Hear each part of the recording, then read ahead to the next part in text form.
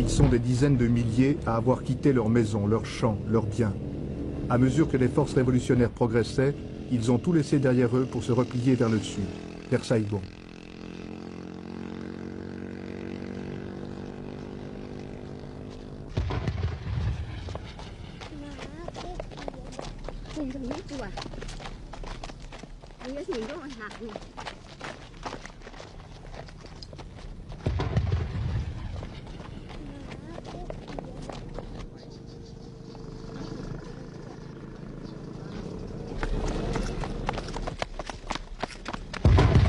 La route numéro 1, celle qui mène à Saigon, la route de l'Exode.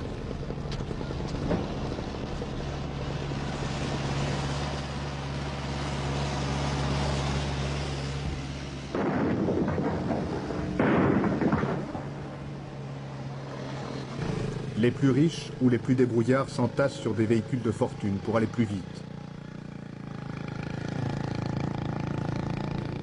Les autres n'ont que leurs jambes pour fuir les combats. Le front est à quelques kilomètres. Les obus tombent juste derrière eux.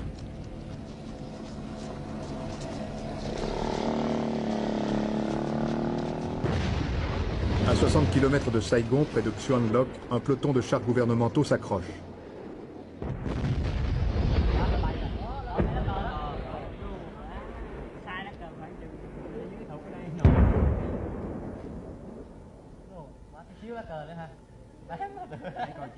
Il faut l'avoir, ce drapeau Viet.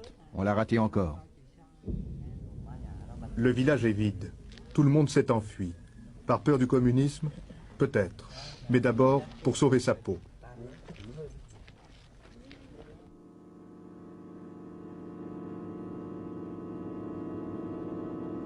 Xuan Loc, le verrou de Saigon.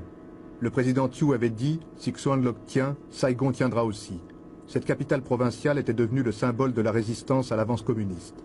Pendant des jours, la ville a été prise et reprise. Quand ces images ont été tournées, il y a 8 jours, il ne restait plus que des ruines. Lundi, après des combats acharnés, Xuan Loc est tombé. La route de Saigon est désormais ouverte aux forces révolutionnaires. Pour des milliers de réfugiés qui ont traversé Xuan Loc, ce spectacle est aussi devenu un symbole. Le symbole de ce qui les attend, s'ils restent pris au piège entre les troupes gouvernementales et les forces révolutionnaires.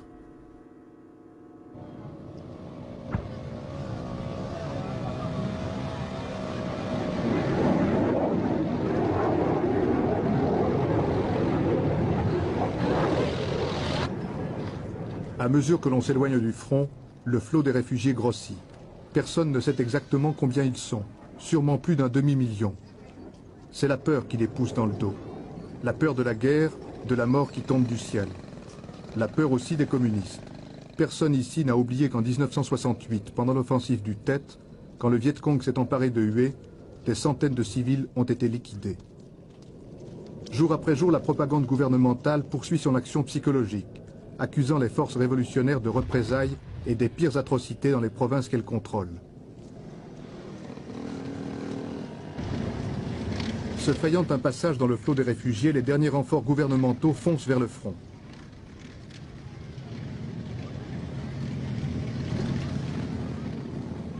Pour ces Vietnamiens qui marchent depuis des jours, ce n'est pas le premier exode. Il y a 30 ans que la guerre fait rage au Vietnam.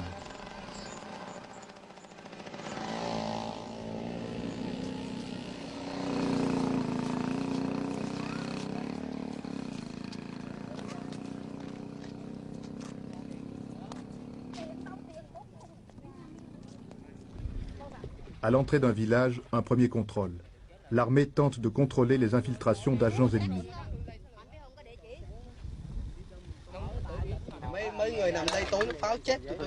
Il y a encore beaucoup de monde là-bas? Oh oui, beaucoup. Des milliers de gens. Ils sont bloqués et ils n'osent pas s'aventurer à travers champs. Les tanks sont coincés aussi.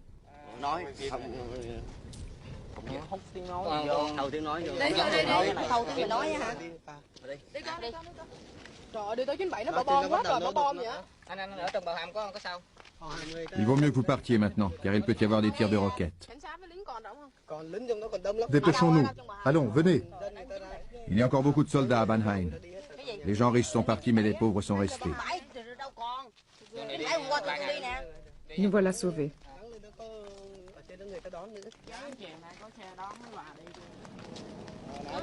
Có chứ, trên cái xe đón mà.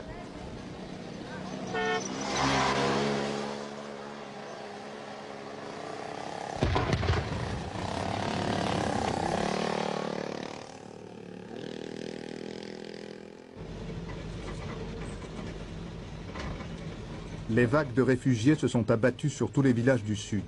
Des milliers d'hommes, de femmes et d'enfants, épuisés, affamés, tentent de s'abriter pour reprendre des forces.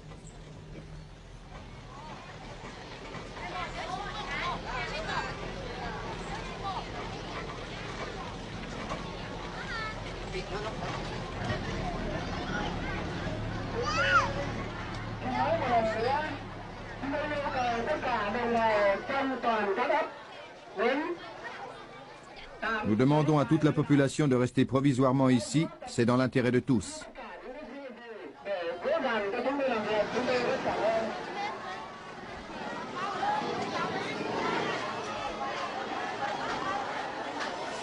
Ils avaient emporté leurs économies et quelques provisions. Après 15 jours d'exode, il ne leur reste plus rien. Dans chaque village, le riz, le poisson et l'eau ont atteint des prix vertigineux. La plupart des réfugiés en sont réduits à la charité internationale ou au système D.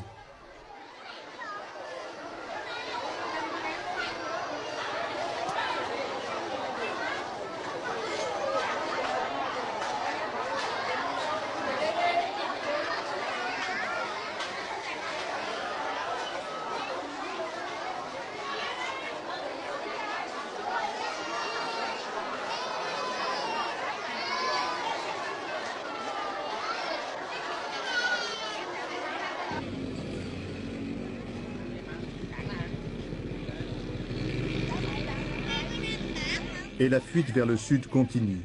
Avec des piastres ou du savoir-faire, les plus forts arrachent une place sur tout ce qui peut rouler. Camions, autocars, triporteurs ou bicyclettes.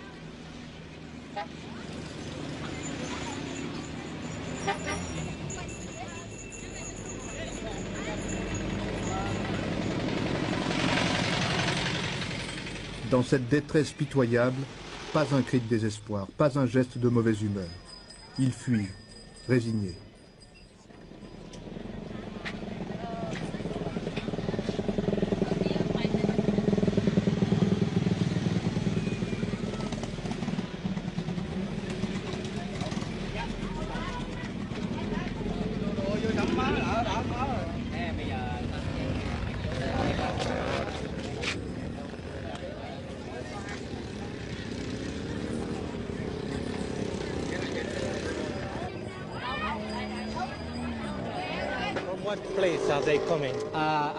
D'où vient-il? De Djekine. Pourquoi fuit-il? Parce qu'il y a des Viet Cong. On se bat? Oh oui, on se bat pas loin. Vous avez eu peur? Ils ont surtout peur des roquettes. Et pourquoi est-ce qu'ils se sauvent? Ils ont peur des roquettes. On se bat? Oui, oui, on se bat en ce moment. Vous avez rencontré des Viet Cong? Oh oui, beaucoup. Il y a longtemps de ça?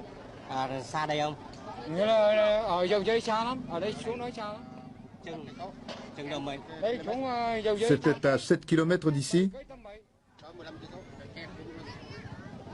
Qu'est-ce qu'il faisait là-bas? Il a tout abandonné?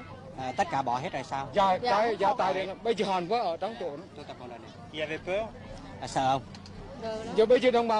Bien sûr qu'on a peur, c'est pourquoi nous nous sommes enfuis.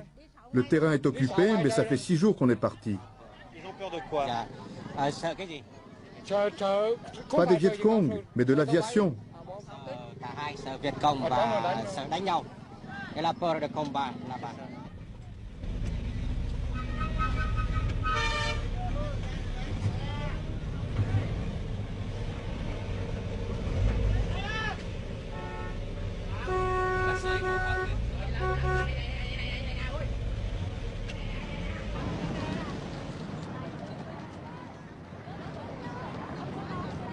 À 30 km de Saigon, sur la route numéro 1, l'armée gouvernementale a établi des barrages pour éviter que le flot des réfugiés ne déferle sur la capitale.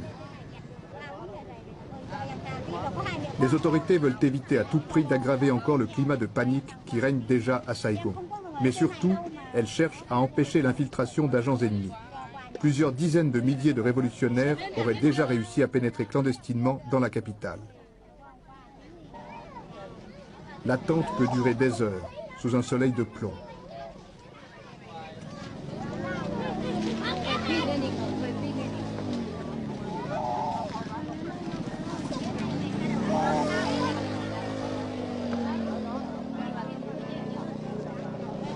Mà con cho tôi xuống ở không có, con giờ tôi vô đây mắc bị gì đây là nó bệnh nó đau mà mắt ngủ đầy chỗ nhà bà con đây tôi nghỉ.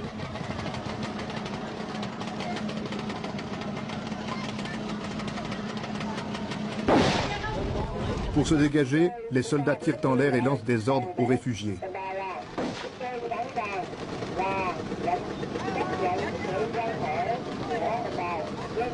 Nous voulons vous évacuer par nos propres moyens, et pas dans le désordre. Nous partageons vos malheurs.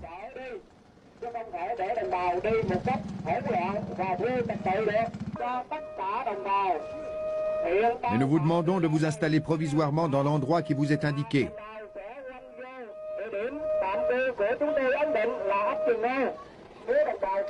Okay.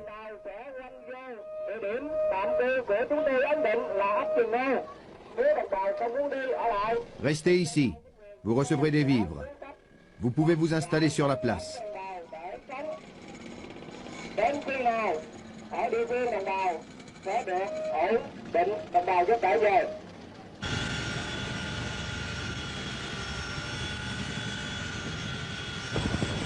Xuan Loc assiégé il y a une semaine.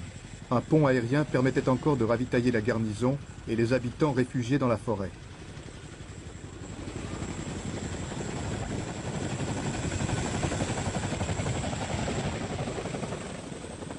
La panique était telle qu'à certains moments, les hélicoptères ont dû renoncer à se poser pour éviter d'être pris d'assaut par des réfugiés qui cherchaient à tout prix à fuir les combats.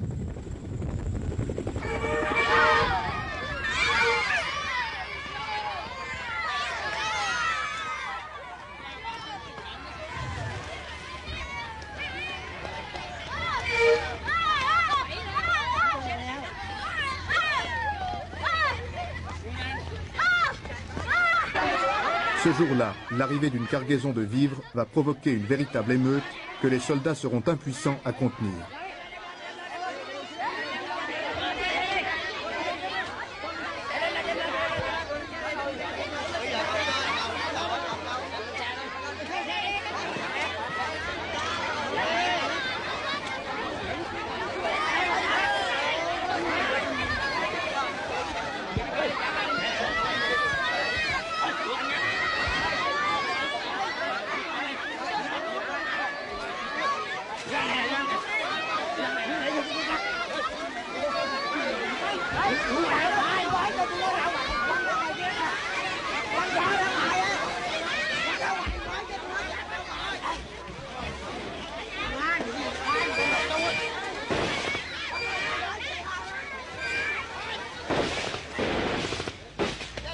L'armée doit dégager les volontaires de la Croix-Rouge qui prendront la fuite sans avoir pu distribuer leurs rations. La distribution n'aura lieu que le lendemain.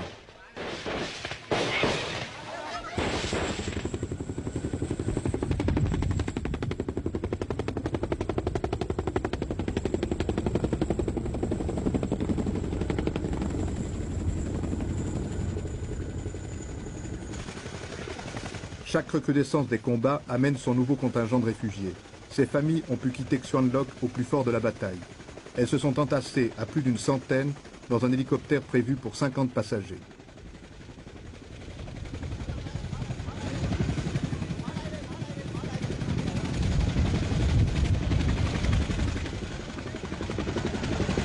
Parmi les évacués, des soldats blessés au cours des combats. La confusion est telle qu'il n'y a pas d'ambulance ni d'infirmiers pour les accueillir. C'est chacun pour soi.